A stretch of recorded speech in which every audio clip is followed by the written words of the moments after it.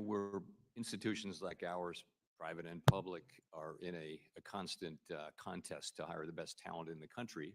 And we've all learned, I think, and certainly we have, that we will go anywhere to find that talent, and including places that we didn't go 25 years ago. And we'll just continue to do that. We're recruiting, as you know, at many, many, many universities and colleges, including historically black universities and colleges, and others. And that's what we find, and that's our practice. We think that's the best way to go about it. Thank you very much. And that's what I've always felt about the Fed. No matter what they call it, you only attracted and hired the best qualified people in your operation, no matter what they refer to it as, what they call it, whatever way they define it. Is that right? Yes. Thank you very much. Chair Powell, are you willing to provide my staff with an immediate briefing from your agency on the status of your OMWEs and equal employment offices? Yes. Thank you. I believe that you know that the OMWEs were created with the Dodd-Frank reforms. It's in law. And as I understand it, any attempt to dismantle OMWEs would have to come before the Congress of the United States of America. Is that your understanding? Well, yes. Section 342 of Dodd-Frank, which is the OMWE section, is the law. Thank you. Chair Powell, to what extent have you consulted with other board members in determining how your agency is complying with Section 342 of Dodd-Frank, and as well as any other federal anti-discrimination law? I think we've consulted with senior staff and board members quite a bit.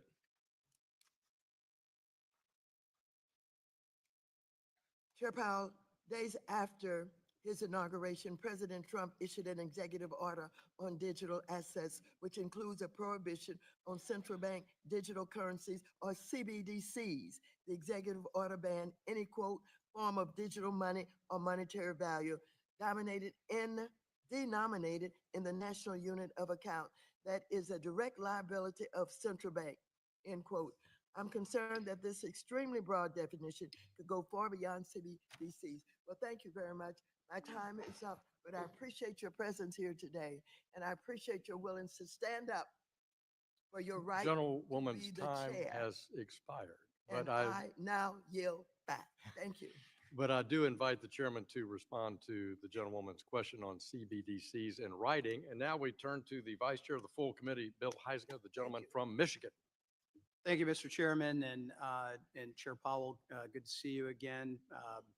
You had talked a little bit about your review. I'm going to start there. Obviously, a lot has changed in the last 5 years: pandemic, inflation, higher interest rates, name a few. However, I believe your dual mandate of maximum employment and stable prices should remain the ultimate objective. I assume you agree with that. I let the record reflect slight head nod on that, I guess.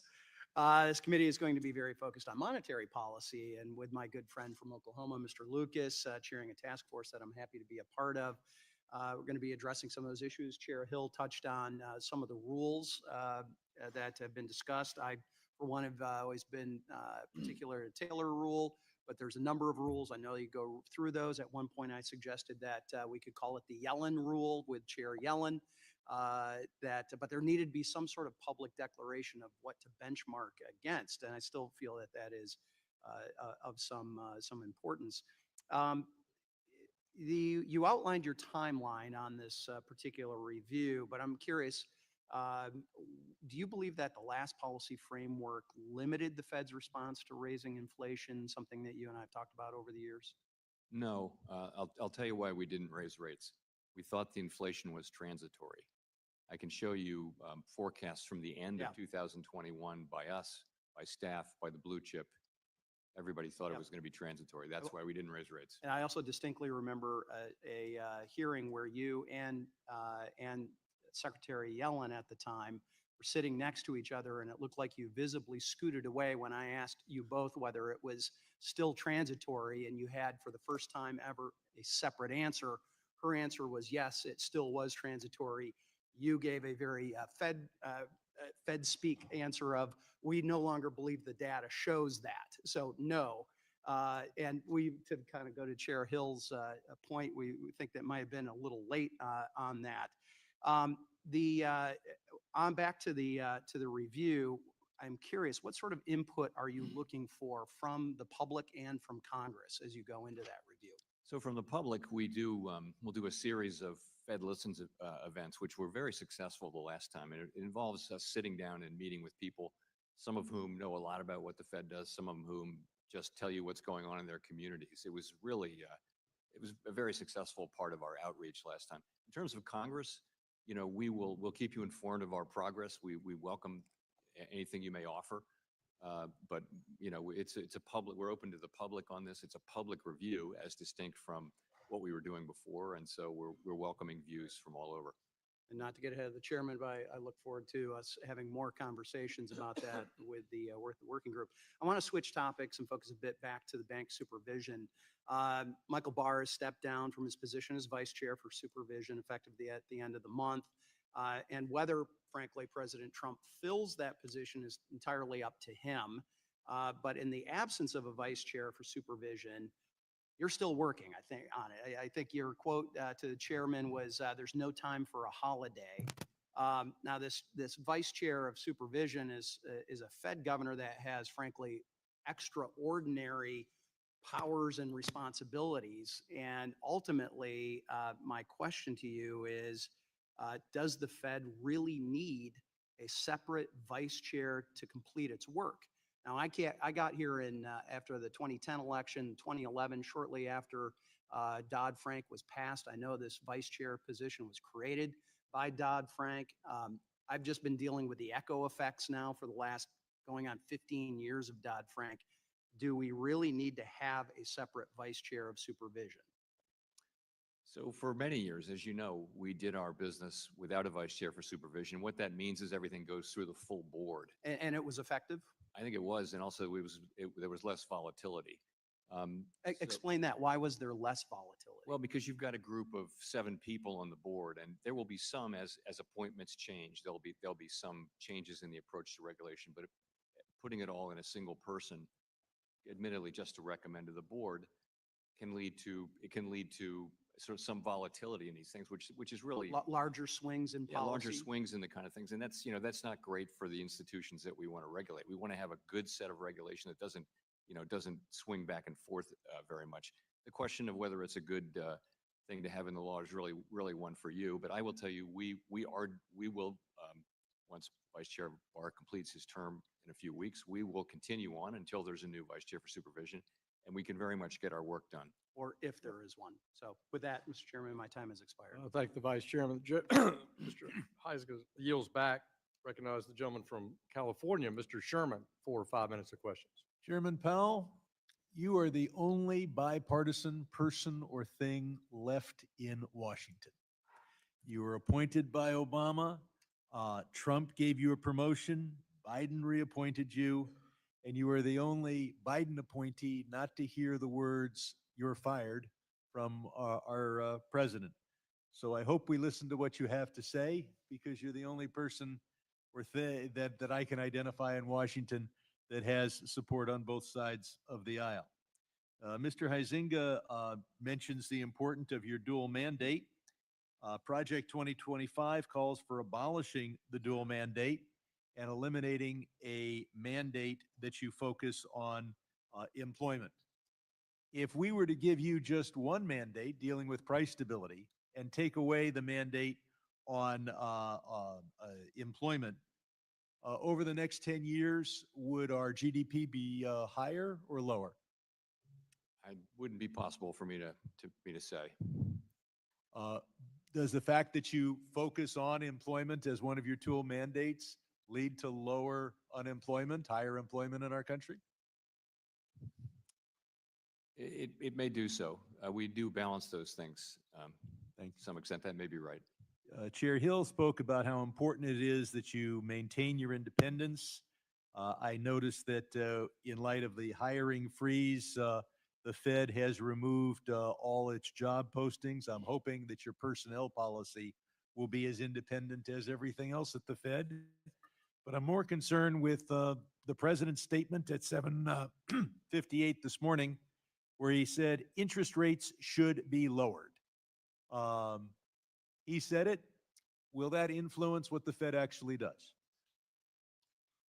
I, as a practice, never comment on anything the president says, but I think people can be confident that we'll continue to keep our heads down, do our work, make our decisions based on what's happening in the economy, the outlook, And the balance of statements risks. by elected No officials change. are not among the things that cause you to act one way or the other. That's correct. Thank you. And he went on to say, he said interest rates should be lowered, something which would go hand in hand with upcoming tariffs. Let's rock and roll America. I certainly agree with the rock and roll America, but the Peterson Institute says that the policies that the president ran on will raise the CPI by between 4 and 7.5 points. And I think the biggest element of that is the proposed tariffs. If we have higher tariffs across the board, say 10 to 25%, would that increase the cost of living? And would an increase in the CPI or related indexes of the cost of living lead to higher interest rates? You know, there are many organizations, public and private, whose role is to speculate publicly about what this might be. What we're doing is we're reserving judgment until we actually know what the policies are. But if we have a higher cost of living, does that lead to higher interest rates? The CPI goes up, or CPE, excuse me? Well, if inflation goes up in general, Yeah. forget about tariffs. In general, of course, we will use our tools, which is the interest rate, to bring it back down to 2% over time. Okay. Yesterday, you told the Senate we're going to release the stress test scenarios before we implement them. Will you take a holistic look at large bank capital requirements, including the risk-based capital ratios like Basel III Endgame stress testing, to make sure that you don't have a contraction in the ability of credit to Main Street businesses? Yes. There's a proposal in Project 2025 that we abolish Fannie and Freddie. If there was no explicit or implicit federal guarantee for those who invest in mortgages, would that lead to higher mortgage interest rates? Since you'd no longer be borrowing on the credit of the United States, in other words, so Fannie and Freddie would be privately funded, it could lead to that. I think privatizing Freddie and Fannie might have other virtues too, though, as has been considered many times by this committee and others. Might have some virtues, but it would lead to higher mortgage rates. It could.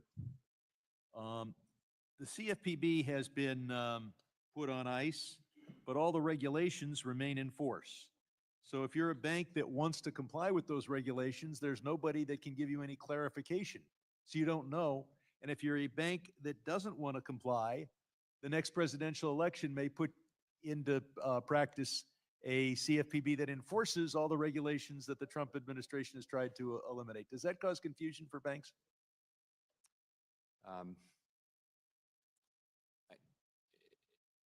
You're speculating about what the situation might be. I would say that it could. Yeah. I yield back. Gentleman yields back. I now recognize myself for 5 minutes.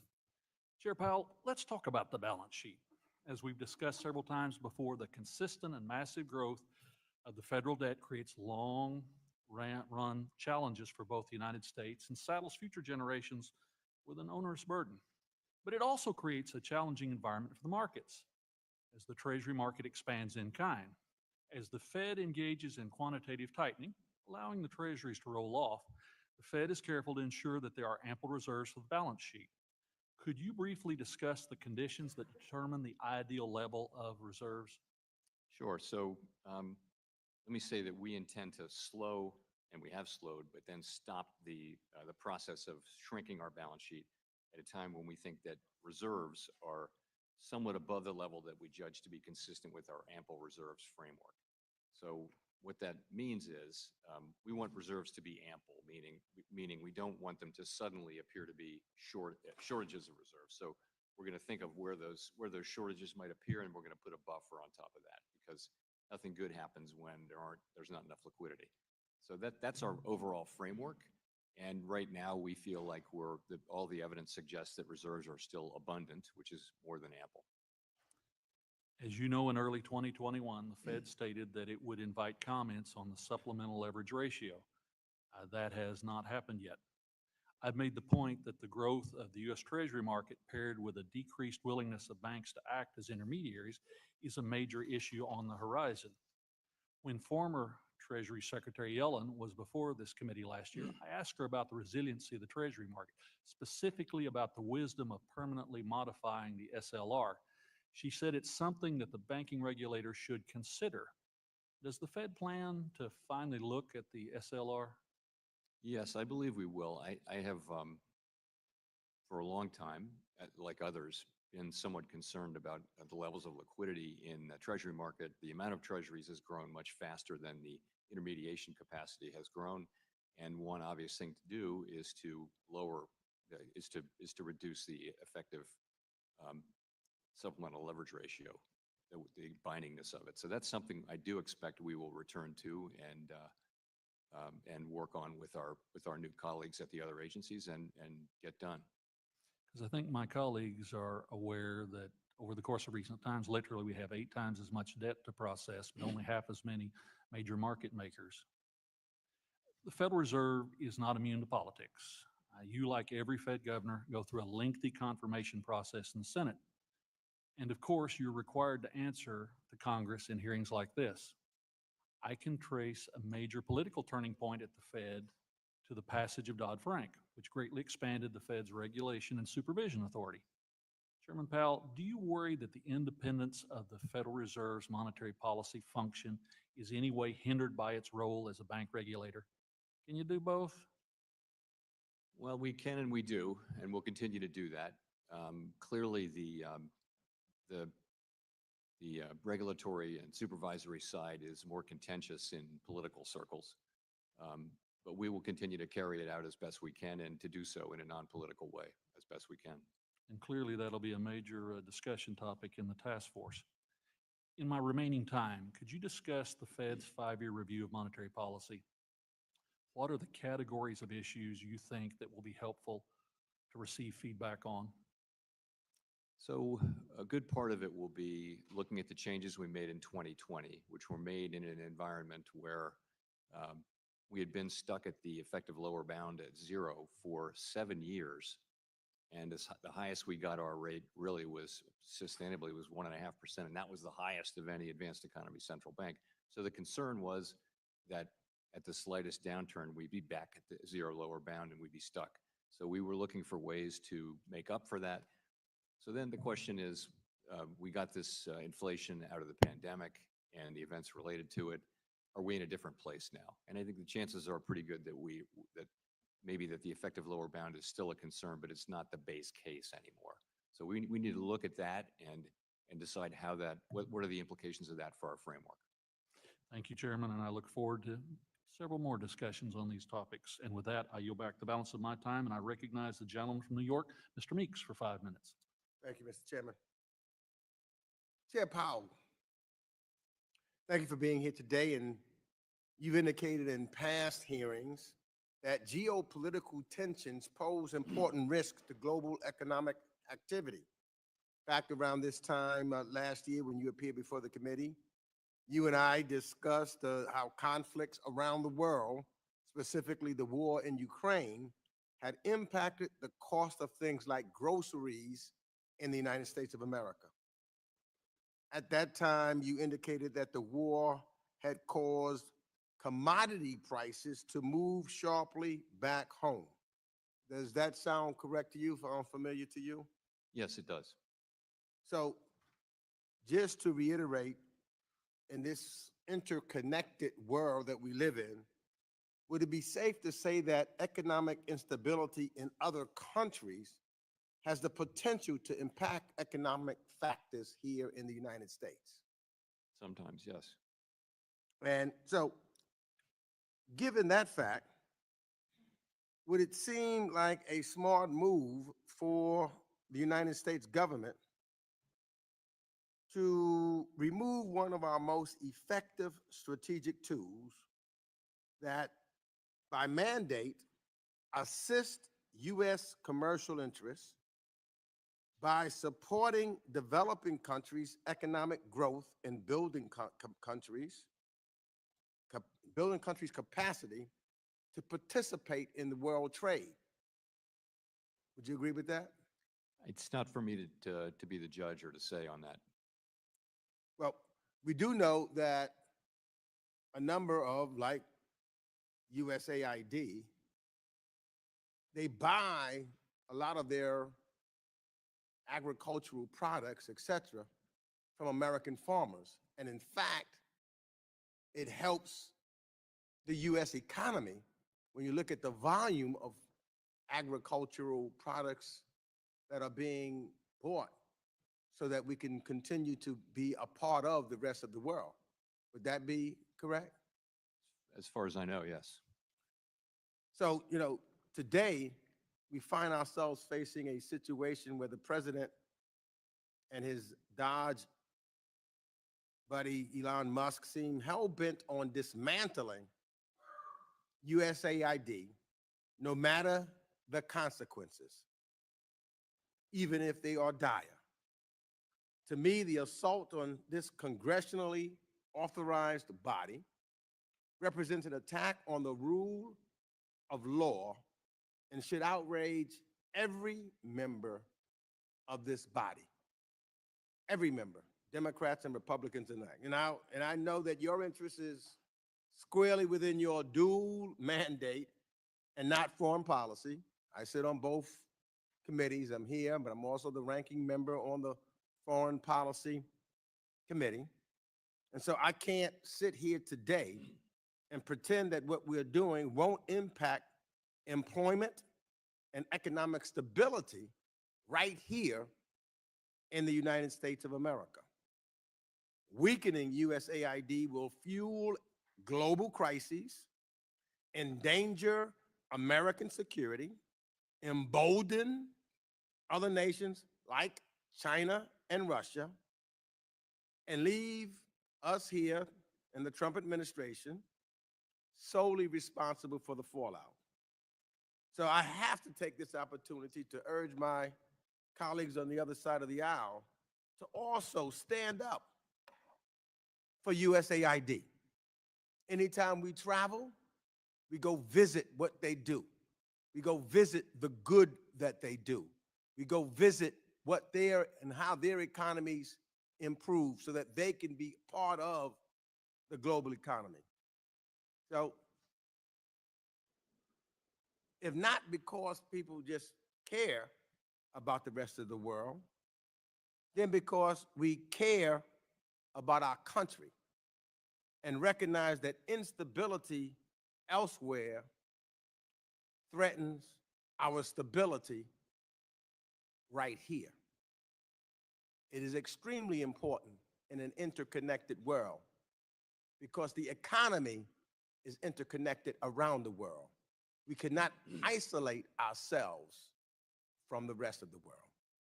I thank you, Mr. Chairman, and I yield back the balance of my time. Gentleman yields back. The chair recognizes the gentleman from Texas, Mr. Sessions, for 5 minutes. Mr. Chairman, thank you very much. Chairman Powell, welcome. We're delighted to be here, and I hope that this comes with greetings from every single member that we appreciate and respect you taking the time, even though you're expected here. We think you show up, and we admire you. Mr. Chairman, you and I both know that way back when, and we assume 21, that there was a decision made by the Fed that gets close to quantitative easing and then the term tapering. And we know that it was sold as a monetary stimulus to help the country, and I get that. There was about, in my opinion, $2.33 trillion that were taken out in loans. And Chairman just spoke a minute ago about the term debt versus growth. Debt versus growth, about this amount of money that sits out there on the debt side. Could you please take a minute and discuss this issue and how we should be looking at it? Thank you. Sorry, Mr. Sessions, are we talking about asset purchases that we made during the? We are. We're Okay. talking about Okay. when the Fed went and QE. sold treasuries, No, we bought treasuries. bought treasuries. Yeah, we bought treasuries. So, you know, it was a situation, I'll tell you why we did it. You know, we were just out of the worst part of the pandemic, and we didn't know how, frankly, how good things were going to be, how strong the economy. We were very concerned. COVID is still raging, and it actually, you know, had a very strong wave right into 22. We wanted to we didn't want to stop buying treasuries too soon because I mean, that has a stimulative effect on the economy because we didn't want to provoke an unwanted tightening in financial conditions at a time when we thought the economy was still vulnerable. You look back in hindsight, we probably could have done that earlier and halted purchase earlier. In any case, we turned right around and started shrinking the balance sheet, and You moved it from about 120 a month to 110. but we're down now. We've been tapering for 2 years now, and we're down That's correct. more than $2 trillion. So, and we're still going. So that's why we did what we did. Tell and me what that looks like in the longer term aggregate versus with what the chairman said, debt versus growth. Because we believe the debt remains and the growth is not equaling that So- ability to pay it back. So what happens is we borrow money to cover the spending that Congress has done. Our purchases don't affect that. We're basically issuing reserves, which is cash, and we're retiring Treasury securities. And the effect of that is to drive down long-term rates. That's the whole reason for QE. And what are you paying for those long-term rates? Market rates. We're paying exactly the market. And what would that market be approximately a year ago or to now? Well, you know, the 10-year, we're not, of course, we're going in the other direction now. We're shrinking now, but We we're are. buying, you know, the 10-year was yielding a very, very low yield, and it was quite low during the pandemic, extremely low because, you know, growth was slow. There was a lot of demand for treasuries. So we were pushing down rates to support economic activity. When you can't lower your policy rate anymore and you want to do more stimulus, that's really the main thing you can do. It's actually the forefather of that was Milton Friedman, who came up with that thought way back in the past. But that's what we did. And then, as I mentioned, we turned around as soon as we lifted off and started raising rates. We immediately started shrinking the balance sheet, and we've shrunk it a lot, $2 trillion and still counting. You have shrunk it $2 trillion? Yes, we have. Okay. And what do you believe remains and you believe you're now stable for moving forward? So I think we have a ways to go. Actually, the level of reserves, which is the thing we're focused on, hasn't really changed. All of that has come out of what's called the overnight reverse repo facility. I'd be happy to spend some time with you on this. This stuff is very complicated. And Yes, I've technical. tried to find new data on it, and the last I found really was a CRS report of 22. So It's what's very, called very big changes since then. 12722. And Yeah. so the changes that you speak of are important. Yeah. And so I would appreciate that time. Be happy to do Yes. that. Great. I want to thank you for being here. The confidence that the American people have that we will turn not just the economics of their lives, but of the country is very important. And I today spoke about the country. And I want to thank you for your service and time. Mr. Chairman, I yield back. Gentleman yields back. The chair now recognizes the gentleman from Georgia, Mr. Scott, for 5 minutes. Thank you very much, Chairman, and welcome, Chair Powell. Chair Powell, I'm worried about these tariffs. And I want you to kind of share with us your thoughts on these tariffs. I'm worried about, I think the president is wrong here. Tariffs can cause a terrible situation to the economy. I'm concerned about the inflationary impact on tariffs. And where cost increases from the tariffs, there's a cost to these tariffs. And we need not move into this area blindly. And some of these costs will be absorbed by business companies, but there are other costs that will be borne by the American consumers. We don't even understand this. And yet you have the president just using these tariffs as a means of fight or like a war. And this is going to do it. Everybody is not going to be Mexico or Canada. And while we got a little time, I want your thoughts on the dangers of these tariffs. The stock market is anticipating rate cuts. What will these tariffs do about that? Does the Fed see financial market stability as a factor in its decision-making process when considering the rate cuts? And here is specifically what I want you to get to. In light of the president, and politely I will say, his ill-crafted tariff strategy, do you foresee future rate cuts as a result of inflationary issues or due to a weaker labor market? And what do you consider to be promising inflation data? That's our big fight.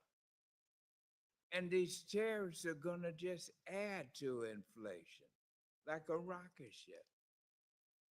Your thoughts, So, and share with us. Give us your opinion of the danger of these.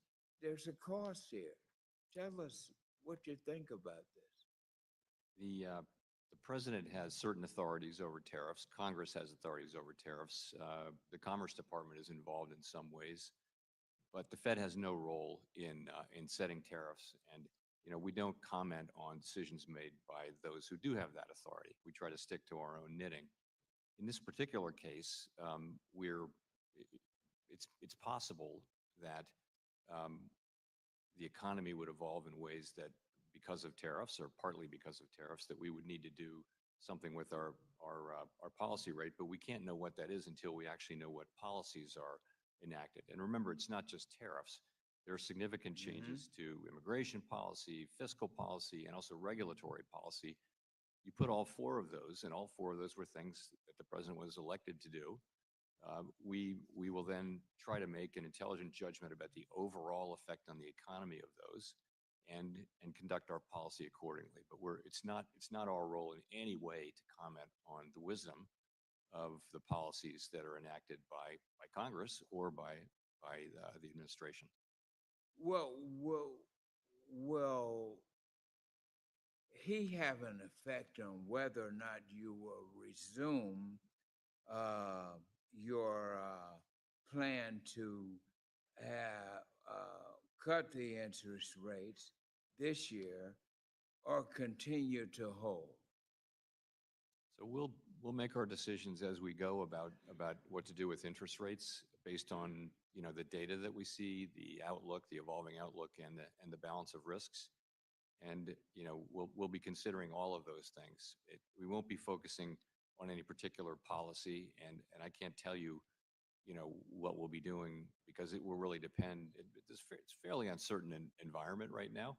Yeah. The underlying economy is very strong, but there's some uncertainty out there about new policies. We're just going to have to wait and see what the effects of those policies are before we think about what we can do. Well, all I Should do. want to say, God bless you. I know your strength. We've worked together over the years on many things, and this nation is grateful that we have you, your wisdom and intellect at this time. I agree, So but the that- gentleman's time has expired. Gentleman yield back. Chair now recognizes the gentlelady from Missouri, Ms. Wagner. I thank the chair, and it's good to see you again, Chairman Powell. Chair Powell, under the Biden administration, American families were hit with a huge stealth tax from, as we've spoken about, inflation that drove up grocery prices and led to high rates on things like mortgages and car loans. Since 2021, the average Missouri household is paying about $1,100 more per month due to inflation. To put that number into perspective, the median family income in Missouri is $69,000. These families have had to spend $13,000 more of their annual income on the exact same goods. What specifically is the Federal Reserve's plan for making life easier for everyday Americans? So the best thing we can do for Americans is to vigorously pursue both stable prices and maximum employment. We're trying to get back to a long expansion where prices are stable around 2%. You seem to be there on labor, as you've pointed out, so tell me what else? Sorry? You seem to be there on labor, so what else? I would say we're close but not there on inflation. And you did see today's inflation print, which says the same thing. I mean, we've made great progress toward 2%. Last year, inflation was 2.6%. So great progress, but we're not quite there yet. So we want to keep policy restrictive for now so that we can see. We're definitely not there for 30-year mortgages, upwards of 7%, Chair Powell. So let me switch topics. I continue to believe that as we've spoken about, and as was brought up prior colleagues here, that the federal banking agencies, including the Federal Reserve, should scrap the flawed Basel III endgame proposal and start over. You talked a little bit about how you plan to perhaps do that, and a timeline potentially. But how will the public, Chair Powell, be able to provide comments on any revised proposal as required by the Administrative Procedures Act? So I fully expect, and I think it's a good idea for the United States to finish Basel III in a way that's, in keeping with Basel and also with what other jurisdictions are doing, comparable jurisdictions. The key So there is end game. This has Sorry? been going on for 2 decades. Where's the end already, right? So, we'll put all of that out for comment again and welcome the comments for all commenters. I should make sure we're following the Administrative Procedure Act. Oh, yes, As you move we forward. will. Chair Powell, I understand you are interested in making the stress test scenarios that assess how a bank will perform through a crisis more transparent.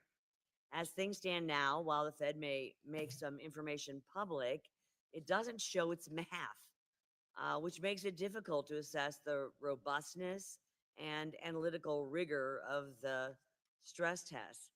Recently, the Federal Reserve announced that due to the, quote, evolving legal landscape, it would begin to take public comment on its stress test models and annual scenarios.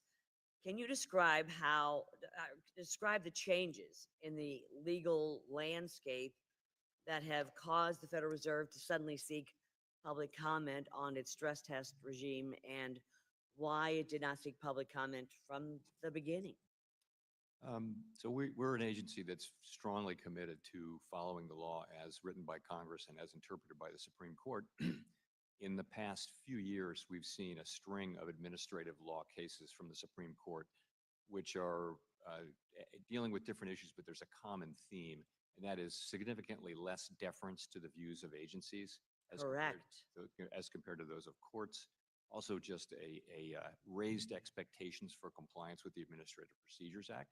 We take that very much to heart, and this is one of the things that we're doing because of that. And we feel the appropriate. You can look at things like Chevron deference. You can look at the EPA ruling by the courts, and they are returning the power back to the people and the Congress, not the administrative state, not those agencies and rulemakers.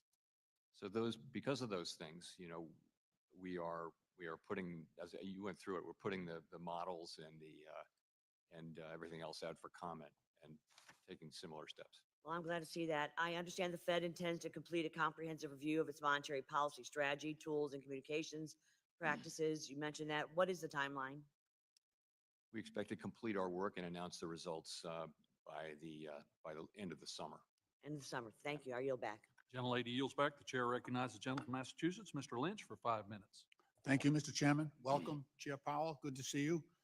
Thank you for your good work. Chairman Powell, the Senate just filed a bill called the Genius Act. I'm always worried about anything that comes over from the Senate with the title genius in it. But it is an attempt to provide a regulatory framework for cryptocurrency. And in that proposal, which is similar in some respects to the House proposal, it would allow individual states to oversee issuers. And there would be no central federal authority. The idea is to disperse the responsibility from state to state. My concern, my overriding concern is that that with that spread of an expansion of crypto, and the president is 100% behind it. He just started his own meme coin. He's making a lot of money off of that, which is another issue. My concern is that the spread of an expansion of crypto will infect the traditional banking system because it's a volatile, speculative asset, and we've seen some very sudden disasters with crypto.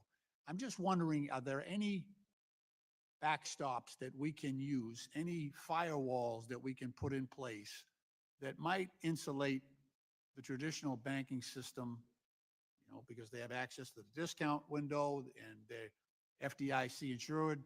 So there may be, second order impacts if we have a collapse of a major crypto issuer.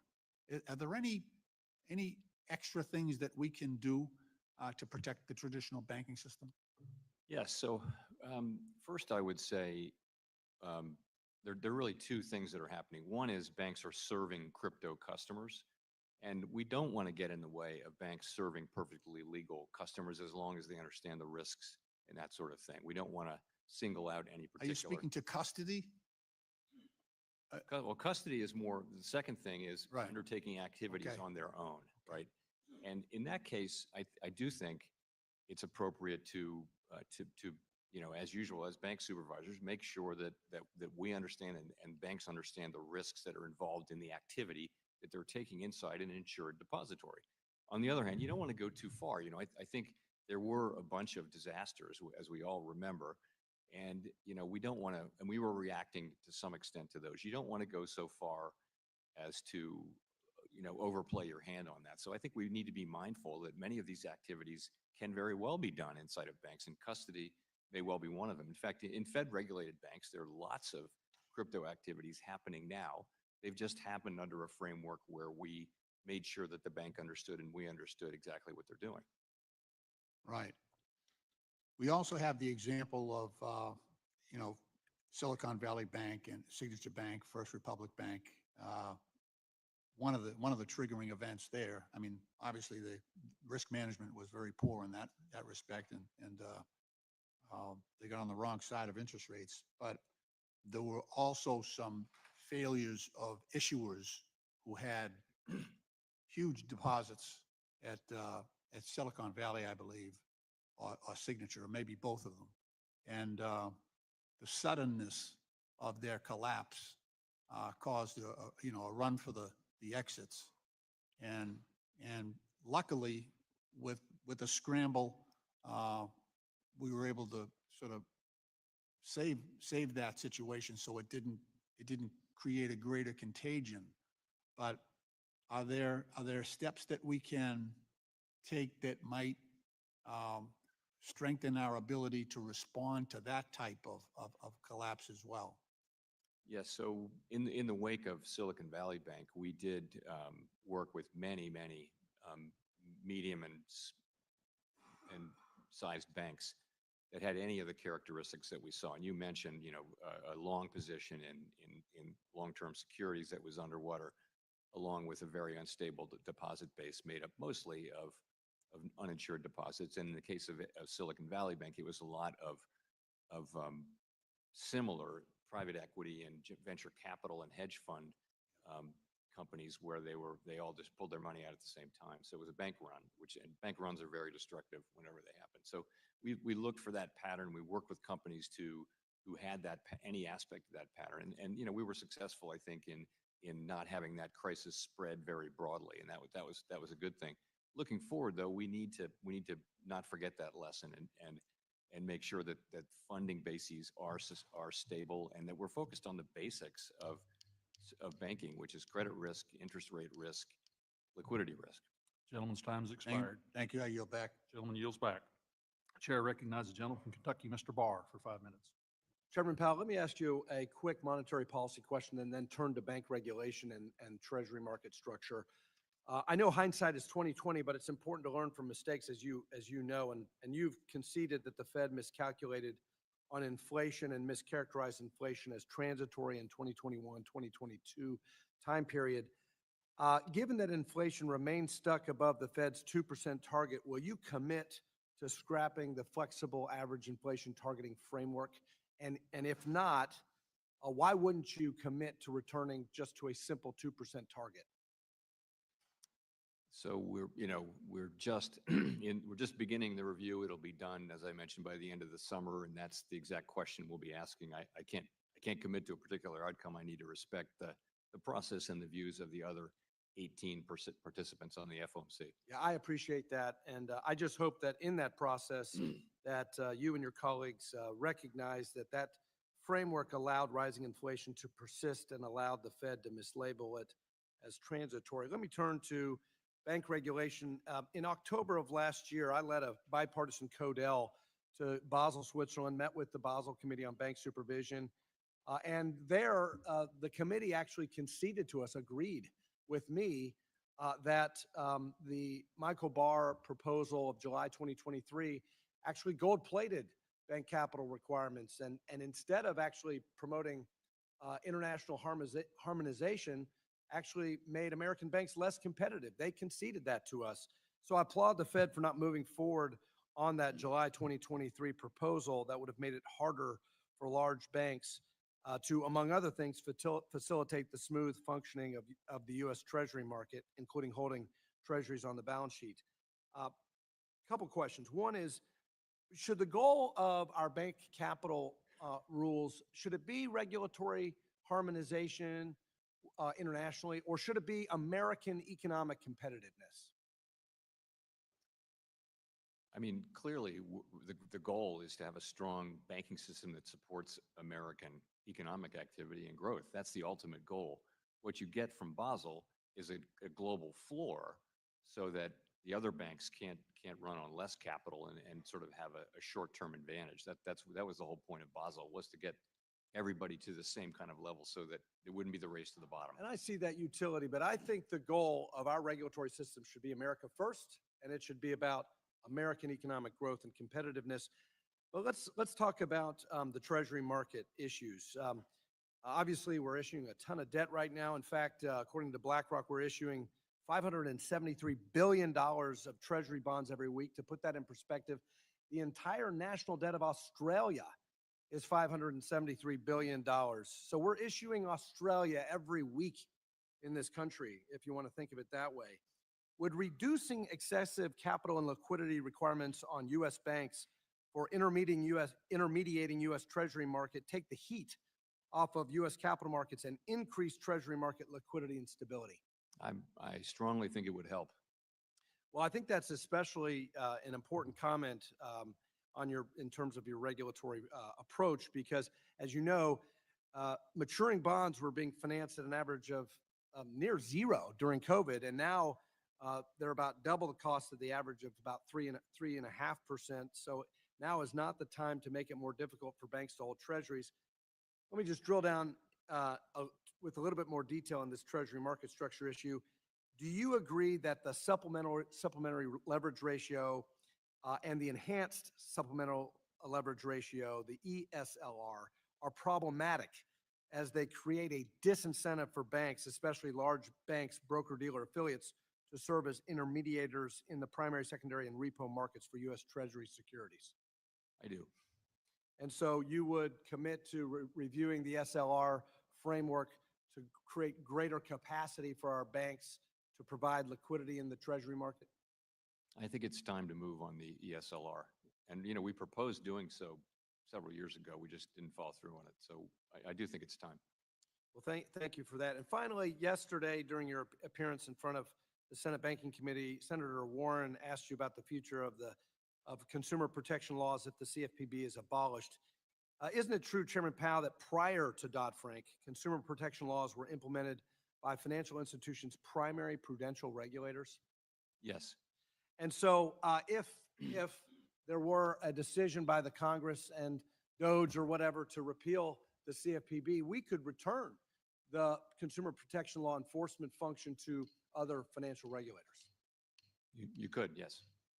Thank you. I yield back. Gentleman yields back. The chair now recognizes the gentleman from Texas, Mr. Green, for 5 minutes. Thank you, Mr. Chairman. I thank the ranking member as well, and would like to associate myself with the comments of the ranking member. And Mr. Powell, I would like to compliment you for standing up to the president, for literally preserving the independence of the Fed. It was one of those pivotal moments in time. It would have been more than your simply resigning. It would have been the president taking control of the Fed with one of his Pluto puppets. Mr. Powell, I'd like to speak to you now about the process of collecting tariffs. When the tariff is collected, at what point does that actually happen? If we impose a tariff, product is coming into the country, where is that tariff collected? Great question. I'm not an expert on that. I'm going to say the Customs Bureau collects it, but I stand to be corrected by anyone who. I believe you're correct. That's what my research reveals. Permit me to extend this. When it is collected, it goes into a coffer. I believe we call that coffer the general fund. Is this correct? I don't know, actually. It does. The tariff goes into the general fund. A tariff is another way of saying tax, I believe, for many people. Is that a fair statement? It is sometimes characterized as a tax. So if the president imposes a tariff, which is a tax, and the tax is collected by some entity before it actually, on the product before it gets into the country, then the president is putting tax dollars into a general fund such that they may at some point, and these dollars, by the way, are coming from the consumer, at some point, they may be used to cover some of the appropriations of this very house that the president has enormous control over. So in a sense, what the president can do is aid with the payment of what he would call a tax break, but aid with putting dollars in the pockets of his billionaire buddies that he collects on the tariff that the people in this country ultimately have to cover. I think that the president, while he seems to always avoid the question of how the tariffs are going to be dispersed, he knows that he can at some point use that money to help pay the taxes that he plans to return to his billionaire buddies. I think that's a very sinister way of doing business, to require the consumer to fund tax breaks. I think this president knows what he's doing. I think he believes that the very wealthy need more to do more, and that the poor can do more with less. I don't agree with it, and I will do all that I can to prevent it. I yield back the balance of my time. Gentleman yields back the balance of his time. The chair recognizes the gentleman from Texas, Mr. Williams, for 5 minutes. Thank you, Mr. Chairman, and over here, Mr. Powell, thank you. Good to see you. How are you? All right. The Federal Reserve recently withdrew from the network for greening the financial system, stating that its work had extended beyond the Fed's statutory mandate. While I agree with this decision, I still have concerns with how previous Fed policies may have discouraged lending to traditional energy sectors like oil and gas, and it should not be the role of the government and the Federal Reserve to be in the business of picking winners and losers. So my question is, can you clarify whether the Fed will ensure that financial institutions are not pressured to making lending decisions based on political or climate considerations rather than sound financial risk analysis? I confirm that is not our policy. That would be inappropriate and that absolutely not something we should be doing. Okay, thank you. The Basel Committee on Banking Supervision intended for the Basel III Endgame proposal changes to be implemented in a capital neutral manner to ensure a level playing field for U.S. banks. Following this intent, the previous Federal Reserve Vice Chair for Supervision initiated implementation efforts with capital neutrality in mind. However, his successor politicized the process, imposing harsher requirements that exceeded BS recommendations. And this approach not only made the proposal more difficult for banks and their customers, but also weakened U.S. banks' global competitiveness.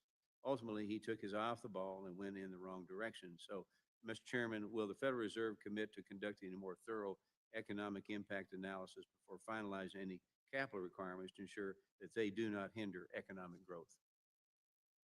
Yes. Regulatory overreach disproportionately impacts community and regional banks, which do not pose systemic risk for yet they face many of the same capital and compliance requirements as the largest institutions. So many of these banks serve as lifelines for small businesses, rural communities, and the first-time home buyers.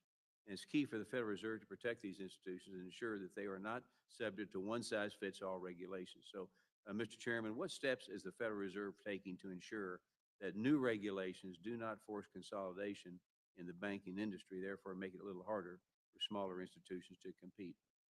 So like everybody else, we see the consolidation that's happened really over the last 30, 40 years, and community banks going out of business, and just fewer and fewer banks. And we know that may be happening due to technology and various things, but we and also just people moving to cities and away from rural areas. But we don't want our regulation to in any way foster that. So we try hard, I try as hard as we can to make sure that we're not letting the heavier regulation that we apply to the GSIBs and even to the regionals slip down to smaller institutions that are serving their community and generally doing a good job at that. And we try hard to do that. This is tailoring. It's very much of a basic value that we have, and it's also what we're instructed to do under the law. And I won't say we're perfect, but we do keep this in mind. I'd like to say thank you for being here. It's good to see you. And with that, I yield my time back, Mr. Chairman.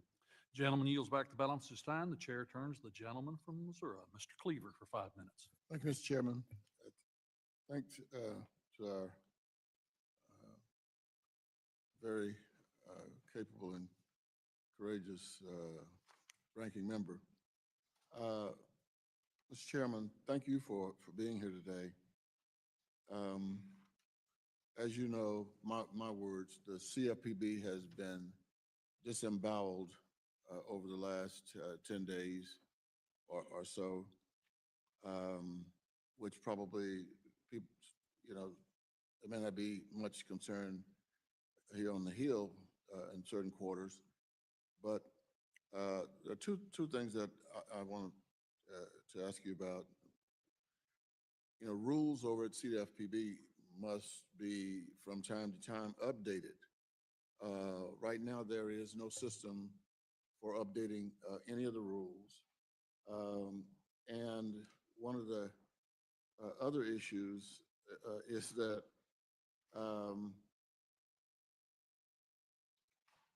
is there a regulatory gap, or are there regulatory gaps that you can see clearly, that people can feel, because there is essentially no CFPB for the first time since the end of the Great Recession? So I don't think we know where this comes to rest. You may have seen last night that the administration nominated somebody to be the permanent head of the CFPB. So I don't know I'm not sure what the end intention is here. But if you assume that it goes away, then yeah, there would be a gap.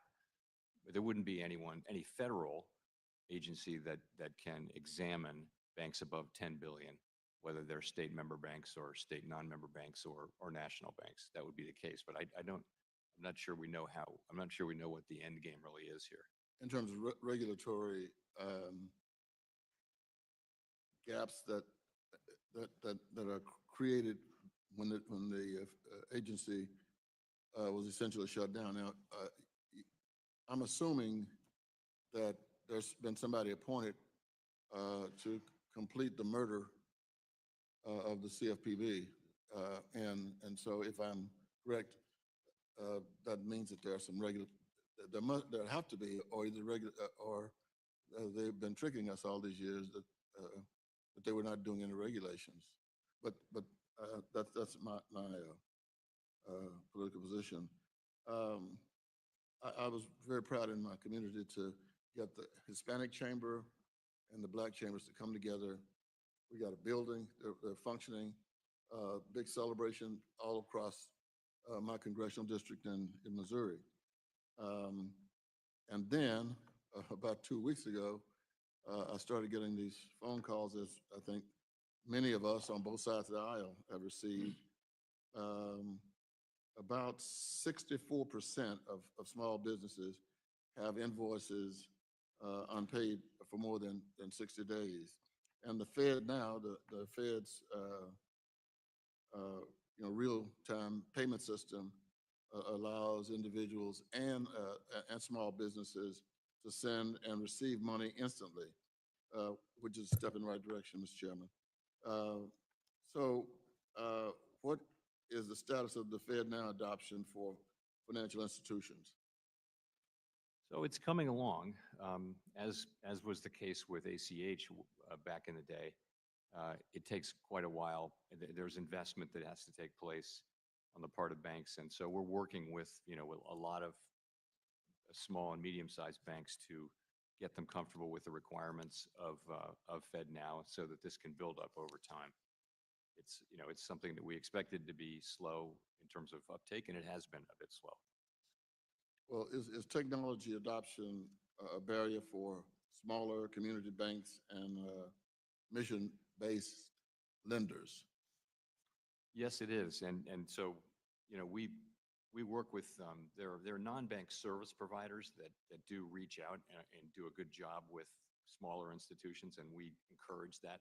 Those institutions can't actually have direct access, but their business is they have the information, and they can go to smaller institutions and show them how to do this, and there's a lot of that going on. So, and we encourage that.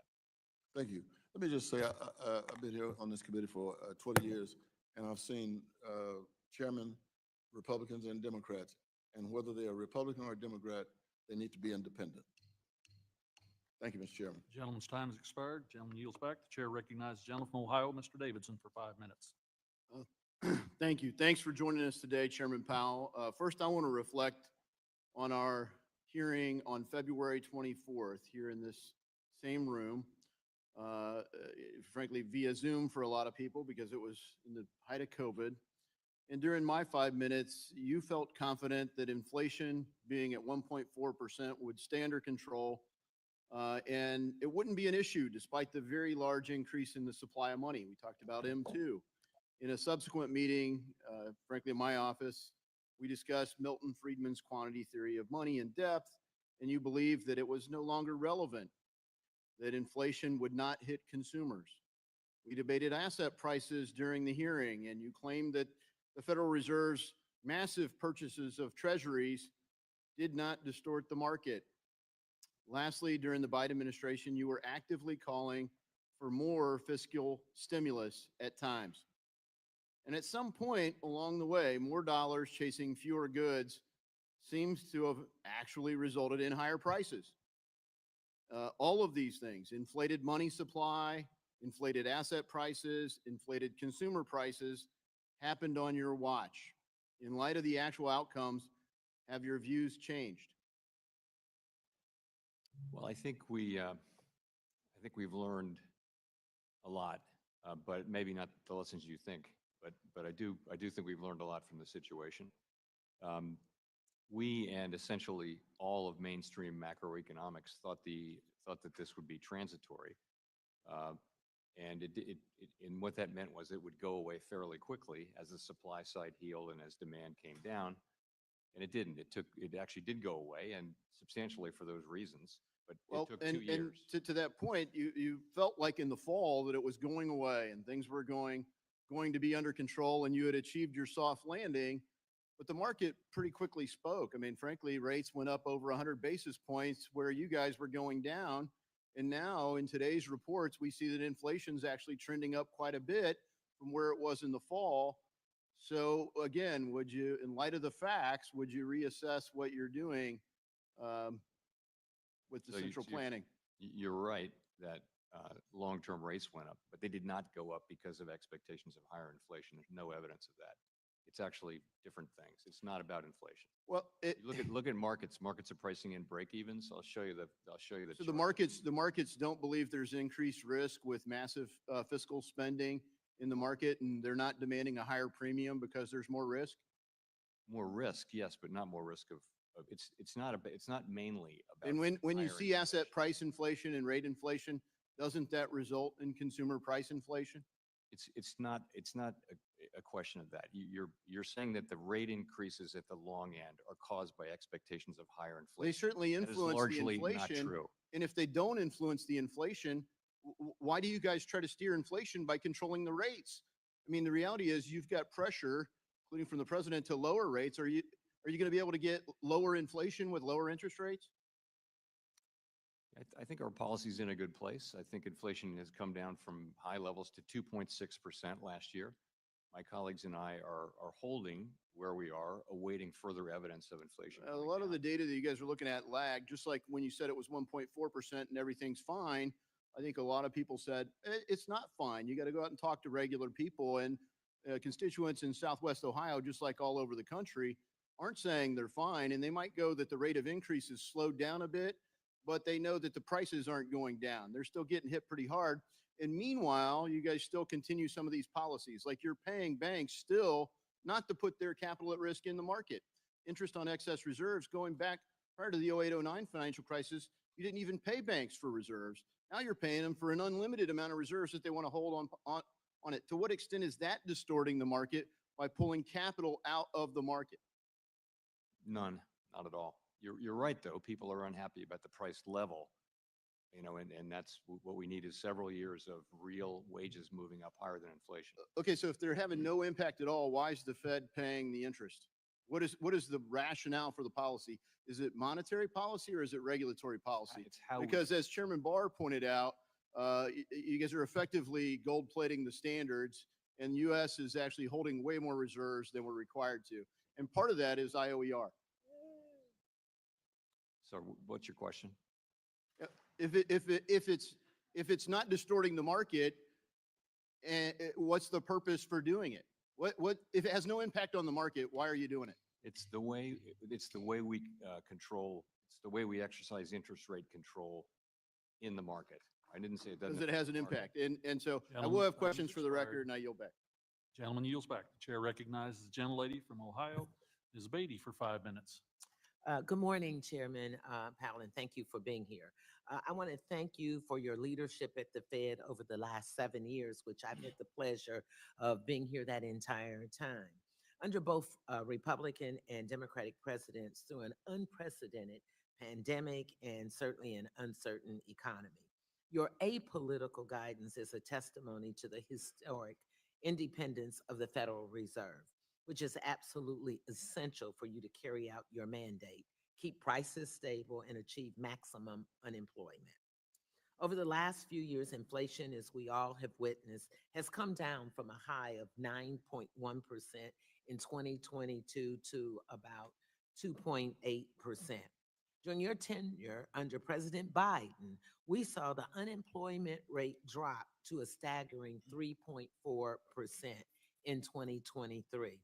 Its lowest rate that we've seen in some 55 years. And now it sits at around 4.1%, which is still low by historic standards.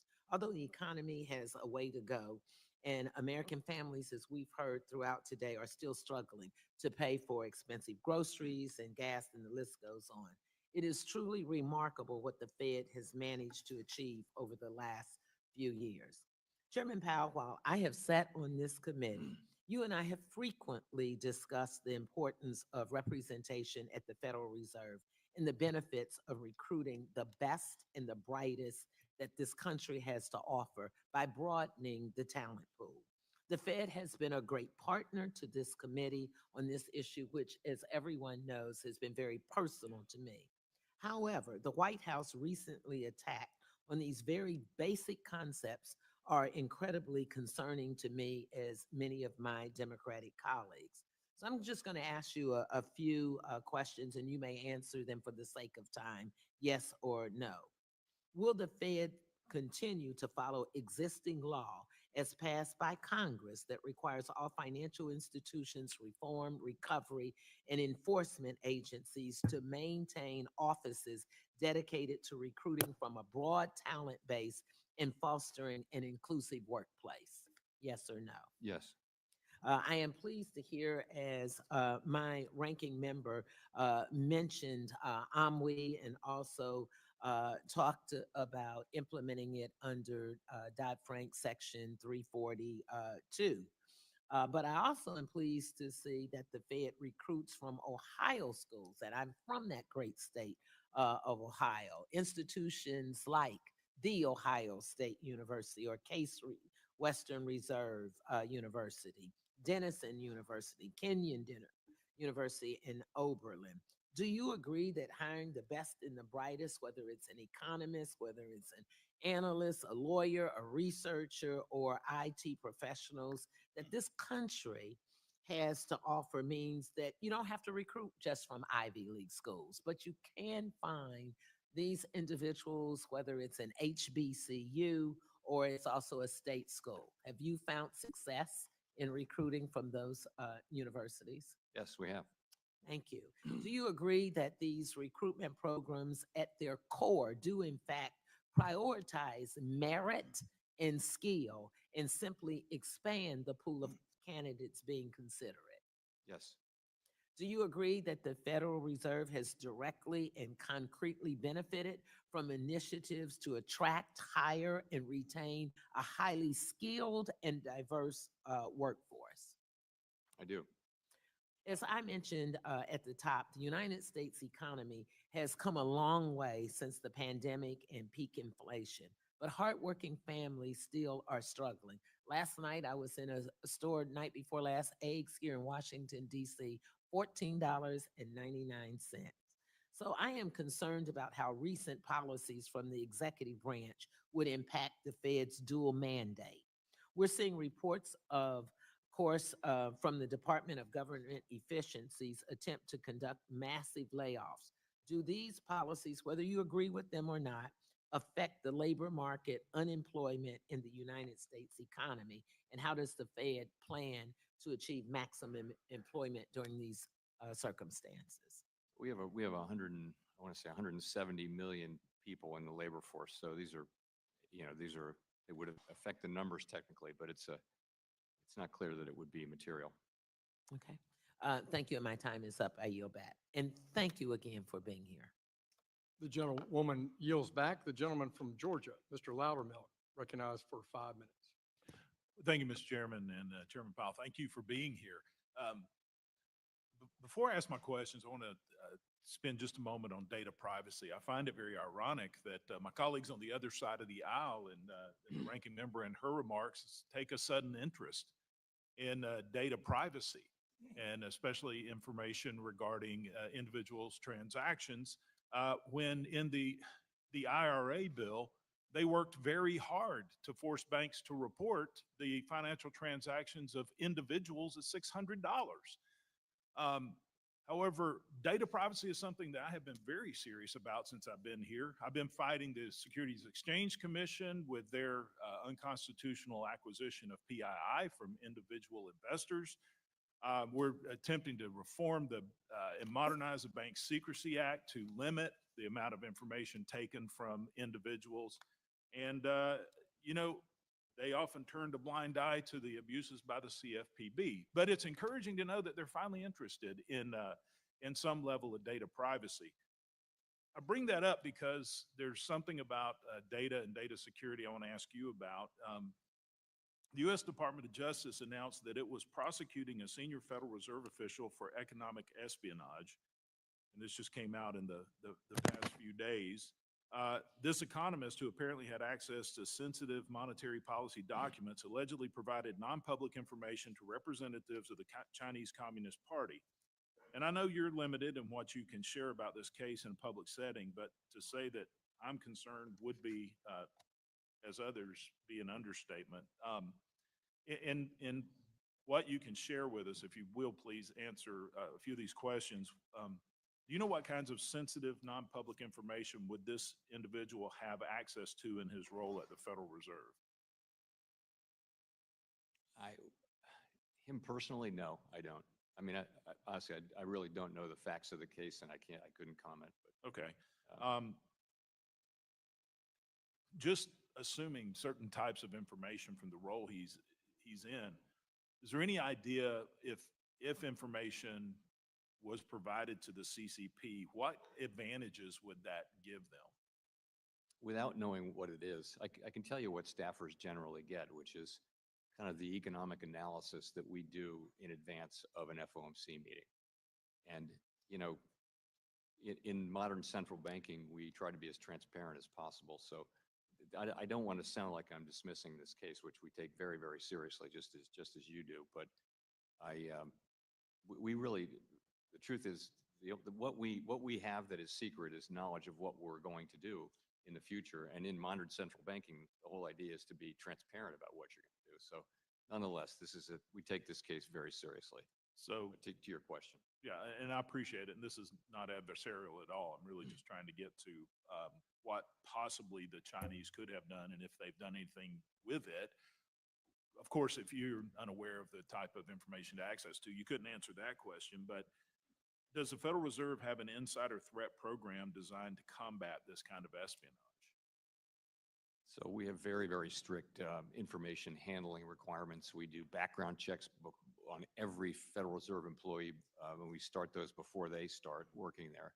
We do everything we can on this, but obviously, certain things do happen and people slip through the crack. Do you see that does this open the door for a more strategic analysis of the Federal Reserve and how to protect critical economic information? yeah, I do think that, you know, once we see this unfold a little bit and know what the facts are, I think we'll absolutely look and make sure that our controls and that employees understand the consequences of this. And I think they do. But, you know, with a few thousand employees, there's going to be one sometimes that breaks the rules. And again, I can't comment on this case, but. And I understand it's sensitive, but as things move forward, I'd ask if you could at some point share with me and this committee more information so we can work with you to make sure that our nation's policies are kept just to those, more so kept away from our adversaries. And with that, Be glad to do that. Gentleman yields back. Gentleman from California, Mr. Vargas, ranking member on our Monetary Policy Task Force, recognized for 5 minutes. Thank you very much, Mr. Chairman. Chairman Powell, thank you. I don't want to insult you in any way, but I hear you're a deadhead. I'll own up to that. So I assume that with a few words, oftentimes you would know one of the songs of the Grateful Dead. So I'm going to give you here a quote to see if you know who said this.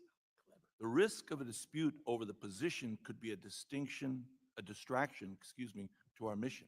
You know who said that? No, I don't. Michael Barr did. And I would be remiss if I didn't say and mention that what Governor Barr did recently was very selfless and noble. The rest of that quote, by the way, is, in the current environment, I've determined that I would be more effective in serving the American people from my role as a governor. So I think he himself took the position that it would be a distraction to continue in that role. I personally think he's a person of great distinction that always managed himself in a way that was appropriate, and I appreciate the role that he played. I didn't always agree with him.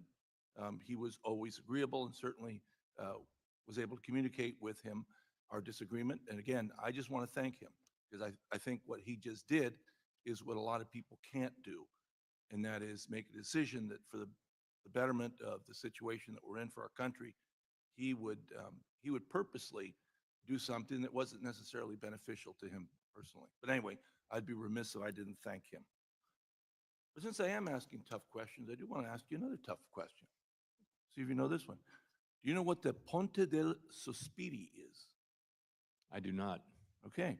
You might know it in English. It's called the Bridge of Sighs. Are you familiar with the Bridge of Sighs? Rings a bell. I can't. Okay.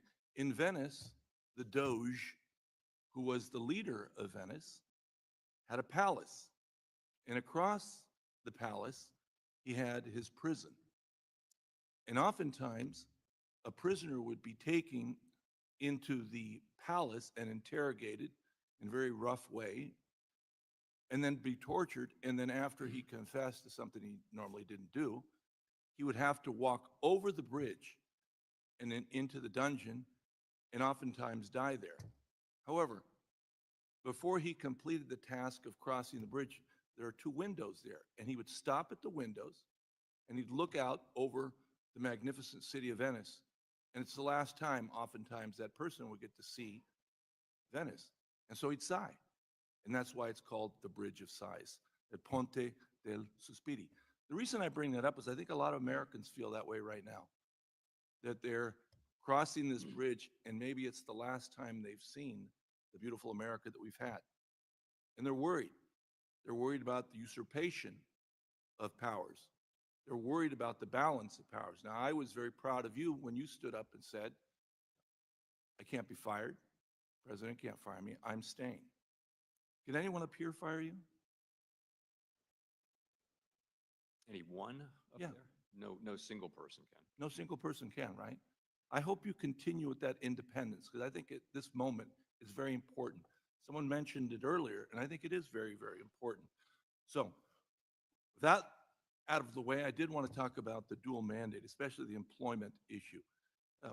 For a lot of people in America, their job really is the most important thing for them. Not even their investment, their job. And that's why employment is such an important position, I think, and so important to be part of the dual mandate. Are you looking at changing in any way the dual mandate? So we don't have that authority. That's Who has the authority to do that? Congress. Only Congress? Yes. Well, Congress would have to pass a bill, which would be signed by the president. Say that again, sorry? Congress would need to pass a bill to change the dual mandate that the president signs. That's right. And so I hope that you maintain your independence, at the same time follow the law, that there's a dual mandate. And that's, I think, very, very important to most Americans. And with that, again, I thank you for your service. I thank Michael Barr for service. I know he's going to continue to serve. I know he'll serve honorably like he always has. And with that, Mr. Chairman, I yield back. The gentleman yields back. We recognize the gentleman from Middle Tennessee, Mr. Rose, for 5 minutes.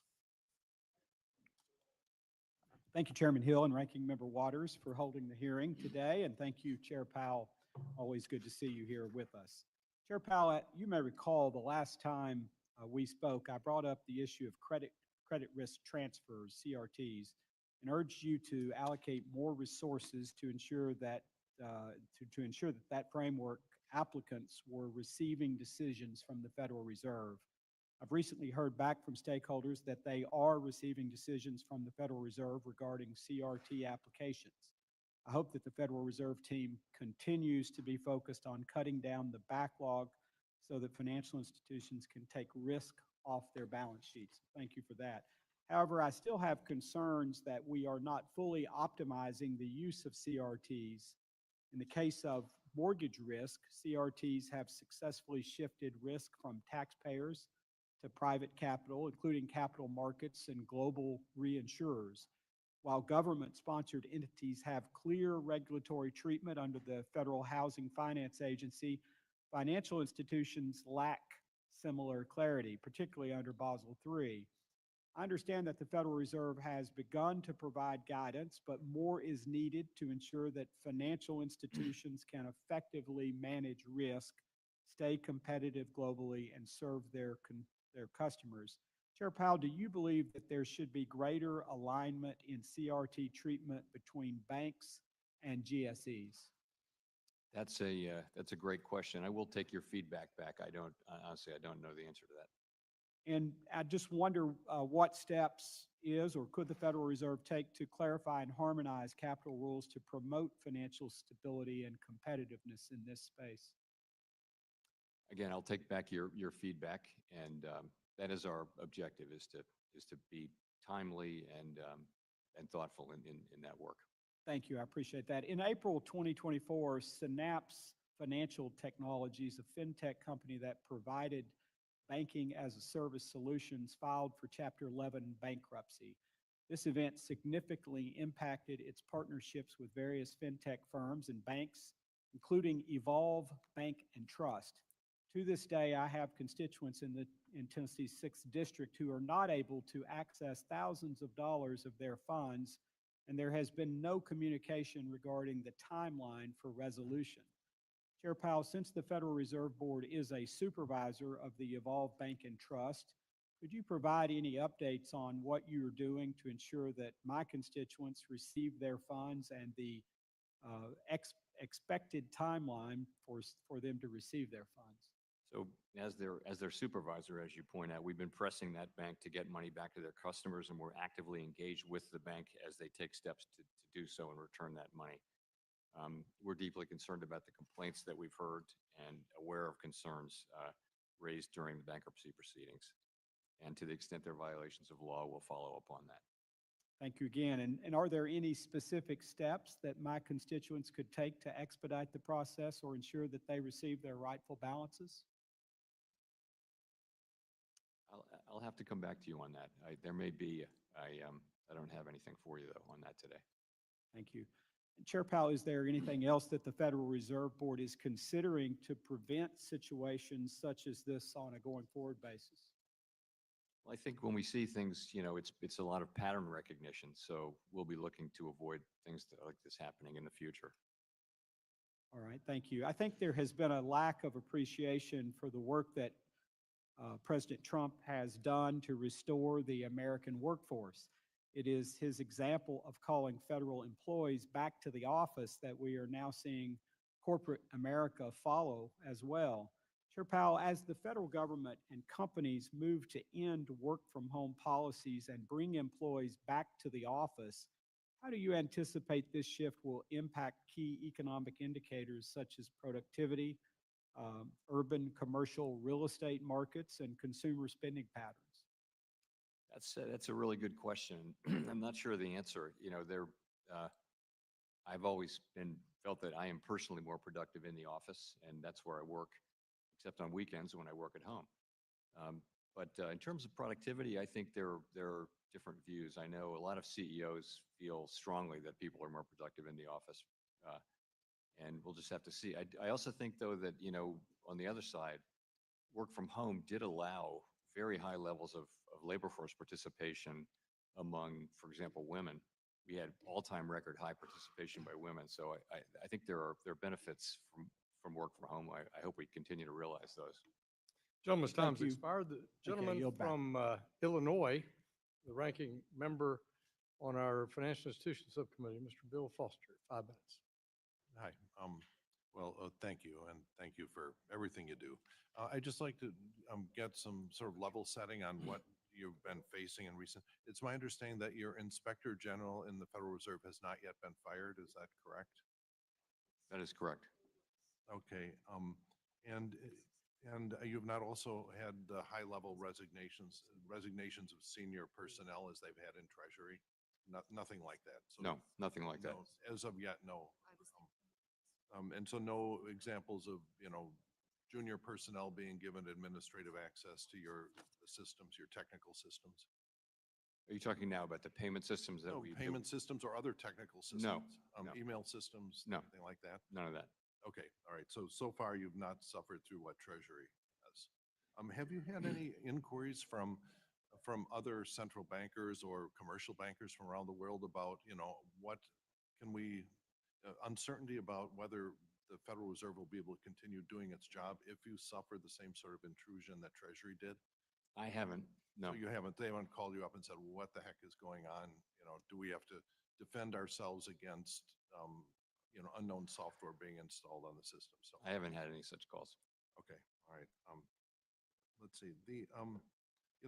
We've also seen calls to resumption of calls to audit the Fed.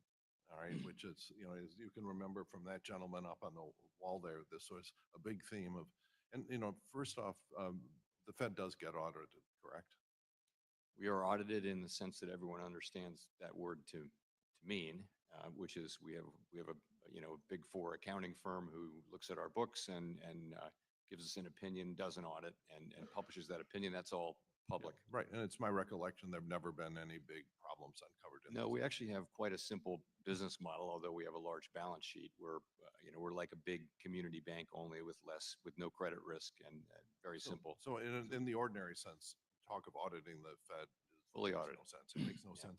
But what was really meant, you know, certainly during the time when we were talking a decade ago, I guess, it was really all about micromanaging Fed monetary policy, that they said we want to audit the monetary policy, which doesn't really make sense since it's a policy thing. Do you have any indication of whether the resumption of calls to audit the Fed will be, you know, audits or some new effort to politically micromanage the monetary policy?